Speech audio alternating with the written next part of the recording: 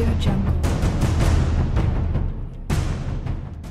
Watch WWE Presents. Welcome to the thousands of lovely new subscribers. Allow me to break the ice with a quick joke. If WWE thinks they're funny, they might as well stand for worst wrestling entertainment. Har Har Ambe was a gorilla who got shot. You feel that? That moment we all went through right there? That would be called awkwardness. Luckily for me, that was satire. Unluckily for WWE, they create that feeling for a lot of people on the regular, yet they think it's funny. Oh, and by WWE, I mean Vince McMahon specifically, the real lunatic fringe. I'm D Wicket from Watch WWE, and these are the 10 cringiest WWE storylines. Quick disclaimer, Katie Vick won't be appearing on this list for two reasons. Every time I talk about that angle, I lose a bit of my sanity, and second, it's just too easy of a pick for number 1. Number 10, Adam Rose and the Bunny. It's tempting to just put Adam Rose's entire main roster career on this list. He had a party gimmick, turned into a bully, then to an artiste, and finally a social outcast, before beating his wife and asking for his release from the WWE. Quite the tenure he had. Well, during that first party gimmick, he had an entourage of rosebuds who followed him around. One of them was Justin Gabriel dressed in a bunny costume. I'm so sorry, Justin Gabriel. Dissension began in the tag team. Yes, you heard me, tag team. Adam Rose was teaming with a bunny, and eventually Rose would betray the bunny. But not before the bunny got in a few good humps on Rose and pelvic thrusts on the ramp. What the actual fuck is PG era comedy? Number 9, Chavo Guerrero can't beat Hornswoggle. Wrestling Observer Newsletter's worst feud of 2009 was a strange feud that saw Chavo Guerrero, a very talented professional wrestler who was underrated throughout the entirety of his WWE career, unable to defeat a fucking leprechaun in an array of different matches because ha ha ha, he's so small. Look at the small man, ha ha ha, he's so small. Fuck wrestling. And because of course he did, 2 years before this monstrosity, Hornswoggle retired the Cruiserweight Championship. Who did he take that belt from? Of fucking course it was Chavo. Number 8, Kurt Angle, sexual predator. It genuinely baffles me that a former Olympian in the goddamn wrestling machine was ever down so low in the dust as to become a sexual predator to Booker T's wife Sharmell. But that's the kind of cringeworthy shit we have to deal with on WWE. So yeah, basically Angle and T, no not Sweet Tea, never Sweet Tea, were feuding and it got personal, like physically assaulting a man's wife, supposedly kissing her off camera, and that pin personal. WWE, why do you do this to us?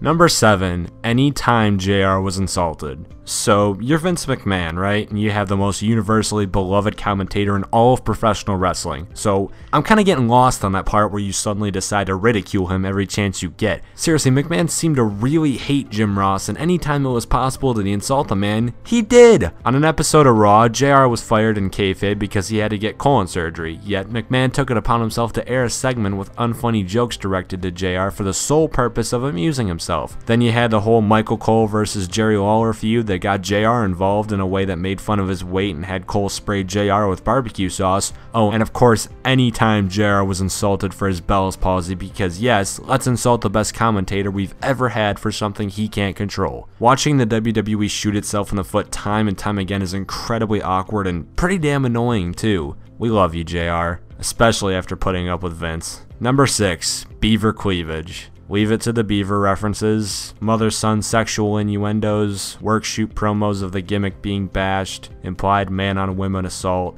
cringe, cringe, cringe. Number 5, Natalia Neidhart. So a lot of people dislike the PG era because it's kind of bland, kid-friendly, and unfunny humor. And this, just might be the perfect example of that. Natalia had a gimmick going on where she would get nervous and fart. Yup. That's it. She would fart backstage and during matches, making referees and Santino Marella's everywhere pass the fuck out. She had a farting gimmick, and I really want to know what goes on inside Vince McMahon's head. I really do. Number 4, Al Wilson and Dawn Marie, because nothing says awkward like marrying your rival's dad. Yeah, Dawn Marie and Tori Wilson were feuding, and it was the perfect amount of awkward. Dawn and Tori hung out in a hotel, and they, to put it nicely, probably fucked. Dawn married Al Wilson in their underwear and then killed him because too much sex. I can't put enough emphasis on this. What the fuck, WWE? A lot of F-bombs going around out here, and a lot of cringe too. Number 3, Lita, Kane, and Snitsky. How exactly did WWE expect to make a storyline involving rape, forced marriage, and a baby being punted normally and in no way awkward? Well, they failed, as I spent the majority of this storyline's existence trying my best not to turn the TV off. Who enjoys this shit? Oh, put your hand down, Vince.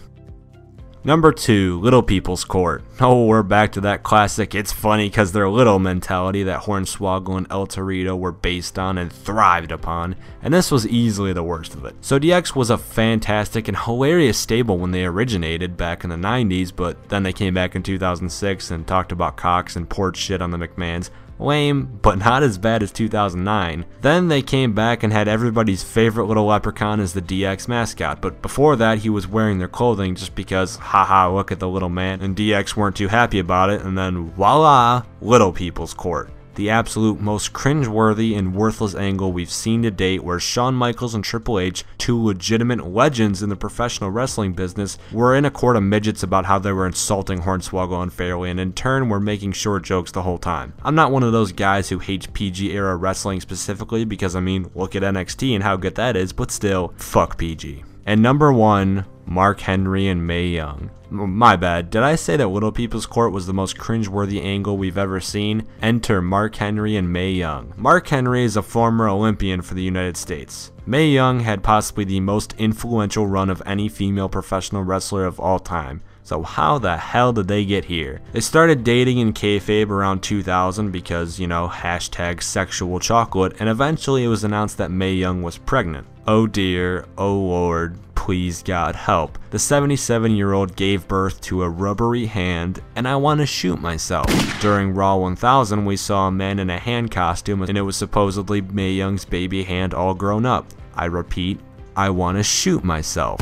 And those were the 10 cringiest, most awkward, nut-kickingly bad WWE storylines. What are your thoughts? Tell us in the comments below, and if you're that grown-up hand, first off, I hate you, and second off, like the video and subscribe for more cringy wrestling content. Thank you all for watching and dealing with that fucking bullshit.